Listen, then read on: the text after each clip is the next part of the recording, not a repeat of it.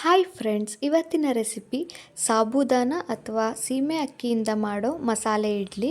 ಇದನ್ನು ನಾವು ನುಚ್ಚಿನ ಕಡುಬು ಶೈಲಿಯಲ್ಲಿ ಮಾಡ್ತೀವಿ. ಹೇಗಂತ ನೋಡೋಣ. ಫಸ್ಟಿಗೆ ಏನೇನು ಬೇಕಂತ ಹೇಳಿದ್ರೆ ಸಾಬೂದಾನ ಅಥವಾ ಸೀಮೆ ಅಕ್ಕಿ ಹಾಗೂ ಬೆಂಗಳೂರು ರವೆ ಅಥವಾ ಸಣ್ಣ ರವೆ, ಇಡ್ಲಿ ರವೆ, ಸ್ವಲ್ಪ ಕರಿಬೇವಿನ ಸೊಪ್ಪು, ಒಂದು ಕಟ್ಟಾಗೋಷ್ಟು ಸಬ್ಬಾಸಿಗೆ ಸೊಪ್ಪು ಮತ್ತು ಕೊತ್ತಂಬರಿ ಸೊಪ್ಪು. ಸ್ವಲ್ಪ ಕೊತ್ತಂಬರಿ ಸೊಪ್ಪಾದರೆ ಸಾಕಾಗತ್ತೆ. ನಂತರ 2-3 ಮೀಡಿಯಮ್ ಸೈಜ್ ಈರುಳ್ಳಿನ ತೊಗೊತಾ ಇದ್ದೀನಿ. ಹಾಗೆ ಒಣಮೆಣ್ಸಿಕಾಯಿ 4-5 ಒಣಮೆಣ್ಸಿಕಾಯಿ ತೊಗೊತಾ ಇದ್ದೀನಿ. ನೀವು ಬೇಕಿದ್ರೆ ಇಲ್ಲಿ ಹಸಿಮೆಣಸನ್ನು ಯೂಸ್ ಮಾಡ್ಬೋದು. ಹೇಗೆ ಮಾಡೋದು ಅಂತ ನೋಡೋಣ.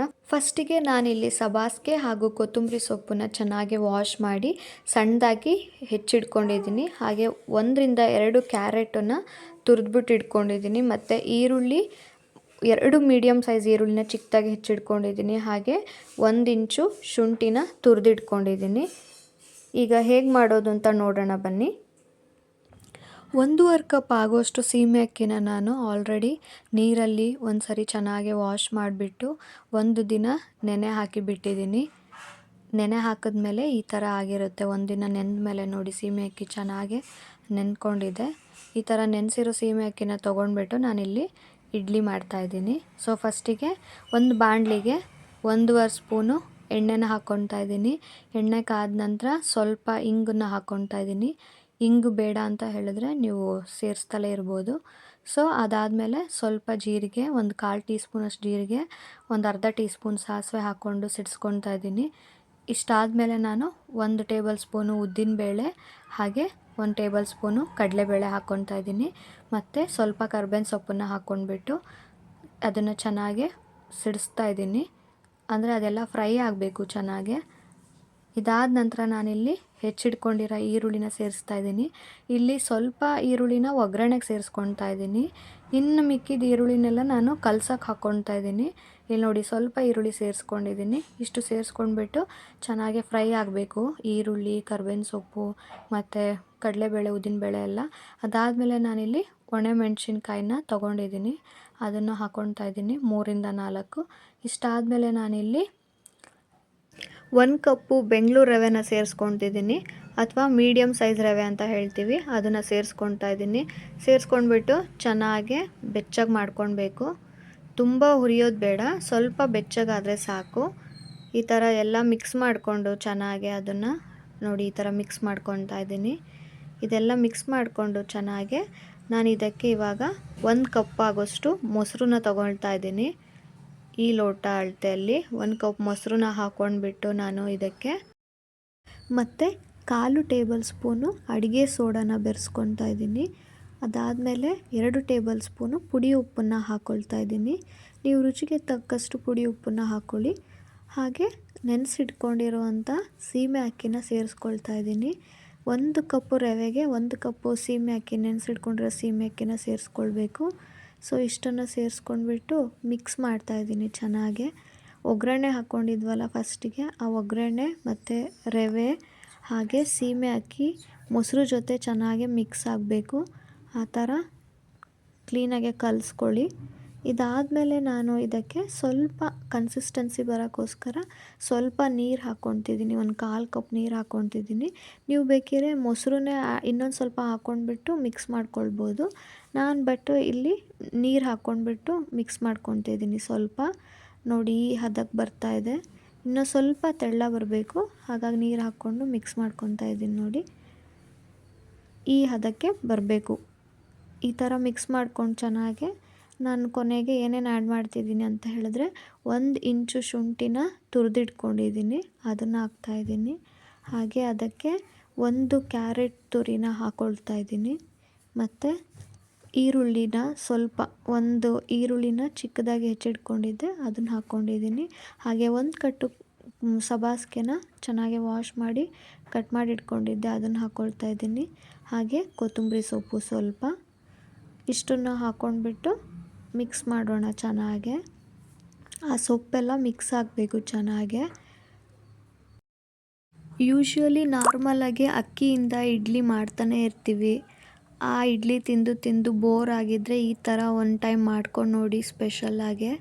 ಮಸಾಲೆ ಇಡ್ಲಿ ಸೀಮೆ ಅಕ್ಕಿ ಯೂಸ್ ಮಾಡ್ಕೊಂಡ್ಬಿಟ್ಟು ತುಂಬಾ ಚೆನ್ನಾಗಿರುತ್ತೆ ಮತ್ತು ನಿಮ್ಮ ಮಕ್ಕಳು ತುಂಬ ಇಷ್ಟಪಡ್ತಾರೆ. ಅವರಿಗೆ ಲಂಚ್ ಬಾಕ್ಸಿಗೆ ಒಂದು ಒಳ್ಳೆ ರೆಸಿಪಿ ಇದು.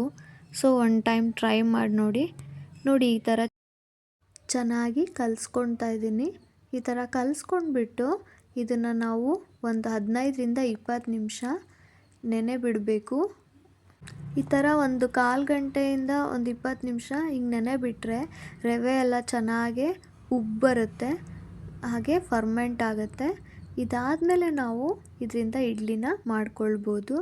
ಇದು ತುಂಬ ಕಲರ್ಫುಲ್ಲಾಗಿ ಕೂಡ ಕಾಣುತ್ತೆ, ಯಾಕಂದರೆ ನಾವು ಇಲ್ಲಿ ಸೊಪ್ಪು ಬಳಸಿದ್ದೀವಿ, ಸಬ್ಬಾಸಿಗೆ, ಕೊತ್ತಂಬರಿ ಹಾಗೆ ಕ್ಯಾರೆಟ್ ಎಲ್ಲ ಬಳಸಿರೋದ್ರಿಂದ ತುಂಬ ಕಲರ್ಫುಲ್ಲಾಗೂ ಕಾಣುತ್ತೆ.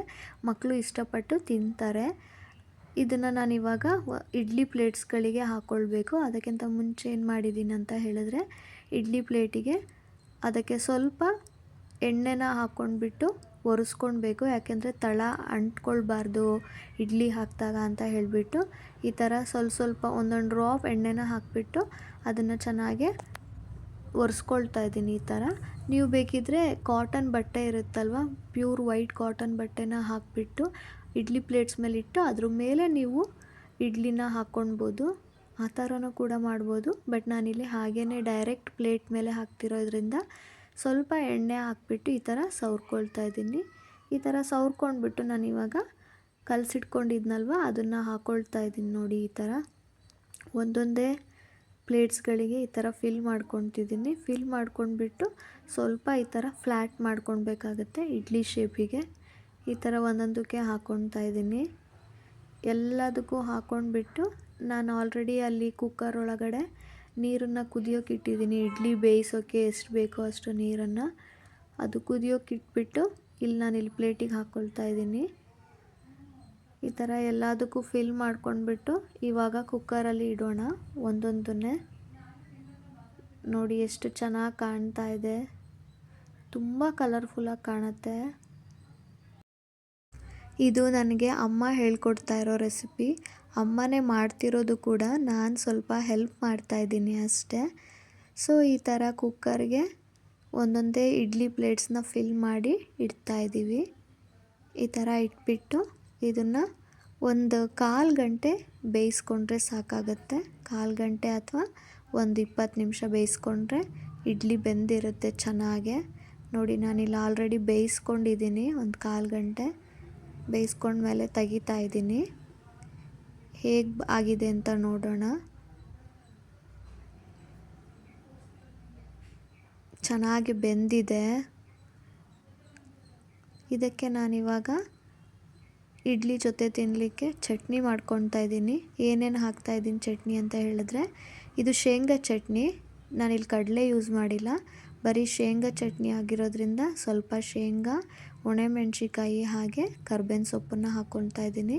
ಖಾರಕ್ಕೆ ಬೇಕಾದಷ್ಟು ನೀವು ಯೂಸ್ ಮಾಡ್ಕೊಳ್ಳಿ, ಒಣಮೆಣ್ಸಿಕಾಯಿ ಅಥವಾ ಹಸಿಮೆಣ್ಸಿಕಾಯಿ.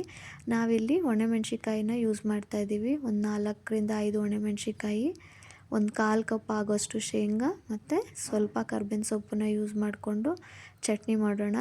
ಇದಕ್ಕೆ ಸ್ವಲ್ಪ ಒಂದು 5ರಿಂದ 10 ಬೆಳ್ಳುಳ್ಳಿ ಪೀಸು ಹಾಗೆ ಒಂದು 1/4 ಸ್ಪೂನು ಕಲ್ಲುಪ್ಪನ್ನ ಸೇರಿಸ್ಬಿಟ್ಟು ಸ್ವಲ್ಪ ಬೆಲ್ಲನ ಹಾಕ್ಕೊಂಡು ಒಂದು 1/4 ಇಂಚು ಶುಂಠಿನ ಹಾಕ್ಕೊಂಡ್ಬಿಟ್ಟು ಇದನ್ನು ರುಬ್ಕೊಂಡ್ರೆ ರುಚಿಕರವಾದ ಟೇಸ್ಟಿ ಶೇಂಗಾ ಚಟ್ನಿ ರೆಡಿ ಆಗುತ್ತೆ. ಮಸಾಲೆ ಇಡ್ಲಿ, ಸೀಮೆ ಅಕ್ಕಿ ಮಸಾಲೆ ಇಡ್ಲಿ ಜೊತೆಗೆ ಇದು ತುಂಬ ಒಳ್ಳೆ ಕಾಂಬಿನೇಷನ್ನು, ತುಂಬ ಚೆನ್ನಾಗಿರುತ್ತೆ. ಒನ್ ಟೈಮು ಟ್ರೈ ಮಾಡಿ ಮನೆಯಲ್ಲಿ. ಹೇಗಿತ್ತಂತ ಹೇಳಿ ಕಮೆಂಟ್ಸ್ ಮುಖಾಂತರ ತಿಳಿಸಿ.